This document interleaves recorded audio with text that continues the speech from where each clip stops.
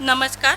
आता आपल्या इथे शेती तंत्रज्ञान गृहावर आणखी थोडी माहिती सांगण्यासाठी श्री केशव निमकर आलेले आहेत आणि त्यांनी जे उत्पादन केलं आहे त्याची त्यांनी विक्री ते नागपूर आणि यवतमाळ इथे करतात. ते आता याबद्दल माहिती देतील. नमस्कार, मी केशव निमकर वेणीकोठा इथून आलो आहे. माझे 1 हेक्टरची शेती आहे. त्यात मी आधुनिक पद्धतीने शेती करण्याच्या उद्देशाने पॉलीहाऊसची लागवड केली, पॉलीहाऊसची उभारणी केली. आज पॉलीहाऊसची आवश्यकता का पडली? परंपरागत शेती आपण विसरून आधुनिक शेती करत आहे. आधुनिक शेती करणं हा जरी आजचा आधुनिकतेचा विषय असला, पण हे मूर्खपणाचं लक्षण आहे असं माझं म्हणणं आहे.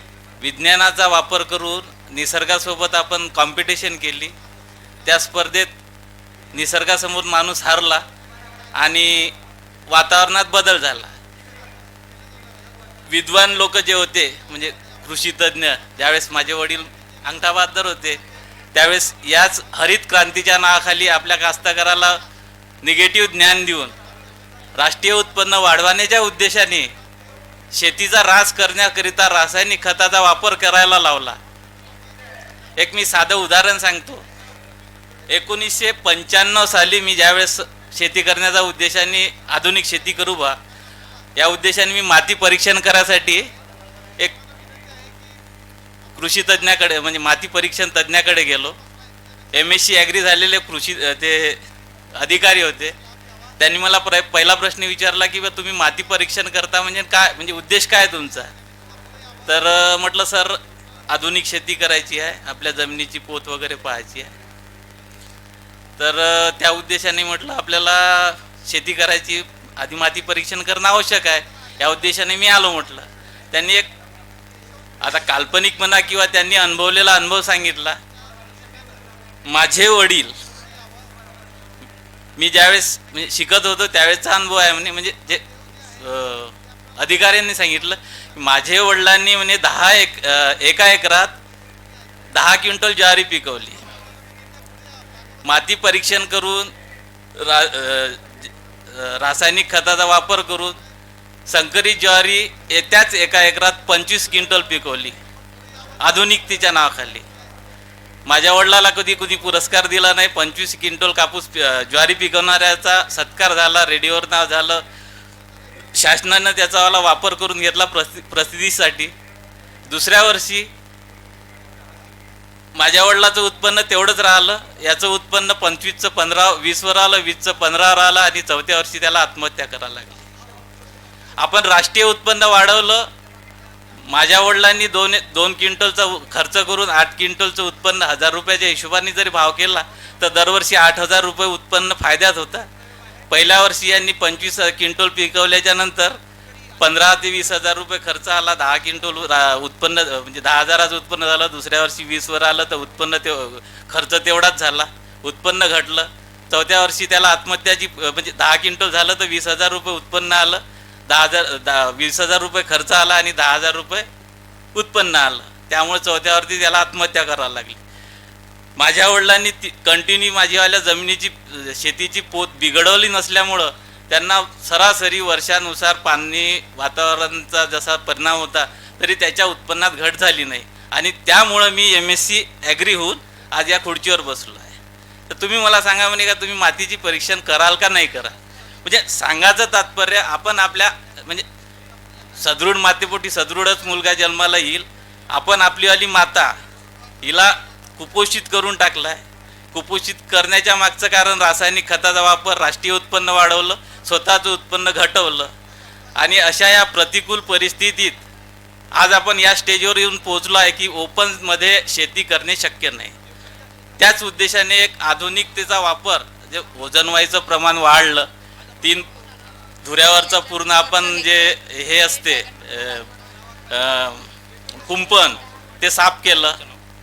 एका शेतावरून 4 शेतापर्यंत जे म्हणजे शेतावरचा माणूस दिसायला लागला. एक पिरियड असा होता की स्वतःच्या शेतातलाच माणूस स्वतःच्या शेतात दिसत नव्हता. आज 4 शेतावरचा माणूस दिसत आहे. त्यामुळं उत्पन्नात घट झाली. जमिनीची पोत बिघडली.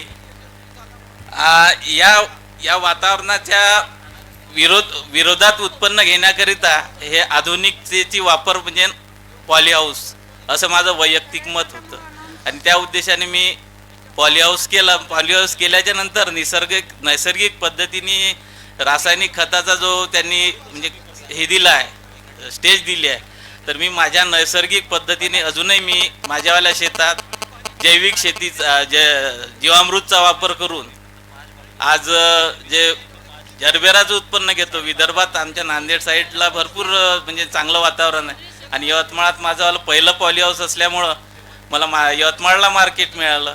सरांनी सांगितलंच की 25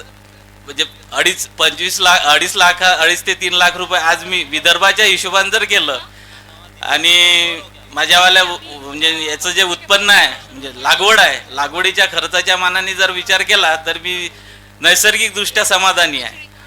आधुनिक आणि व्यावहारिकदृष्ट्या जर विचार केला, मला शेतकऱ्याचं माझं उत्पन्न वाढवायचं आहे म्हणून मी फर्टिलायझर आणि स्प्रिंग याचावाला म्हणजे 75% वापर कमी करतो. जैविक जीवामृतच्या वापरामुळे आणि गोमित्राच्या स्प्रिंगमुळे जरी हायटेक शेती करत असलो तरी माझ्यावाल्या झाडाची आणि फुलाची संख्या भरपूर आहे. योगायोगाने मला यवतमाळला चांगलं मार्केट मिळालं होतं पहिलंच पॉली हाऊस असल्यामुळं. वर्षभरासाठी 3 ते 4 रुपयेपर्यंत भाव होता. यावर्षी पण आता 6 ते 7 रुपये भाव आहे. 3 महिन्यातच माझ्यावाले 2.5 ते 3 लाख रुपये झाले. निसर्गाचा कोप असते, शेतकऱ्याचा जे हे असते नशीब हे निसर्गाच्या वर्षावर असते. मागच्या वर्षी लग्नाचा सीझन, माझ्या वैयक्तिक म्हणजे उत्पन्नाच्या बाबतीत बोलतो मी, मागच्या वर्षी लग्नाचा सीझन कमी होता, उत्पन्न मिळालं नाही. योगायोगाने या 2 महिन्यात जर वर्षभराचं उत्पन्न जर भाव जर व्यवस्थित राहिला तर वर्षभराचं उत्पन्न मिळू शकते.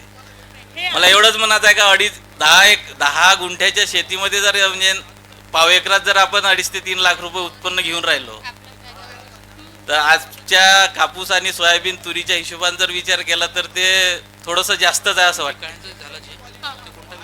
फक्त एवढंच पॉली हाऊस करण्याचा मागचा एकच उद्देश मला एक सांगायचा आहे की हे ग्लोबल वॉर्मिंग आणि वातावरणाचा बदल झाला याला प्रतिकार करण्यासाठी निसर्गाला साथ देऊन जर तुम्ही पॉली हाऊस बांधणी केली आणि खरोखर म्हणजे आईचं पुण्य आणि आईचे उपकार याची जर जाणीव ठेवून जर शेती केली तर या बदलत्या वातावरणासाठी झगडासाठी आपण सक्षम होऊ शकाल असं माझं वैयक्तिक. एवढे बोलून मी तुमच्या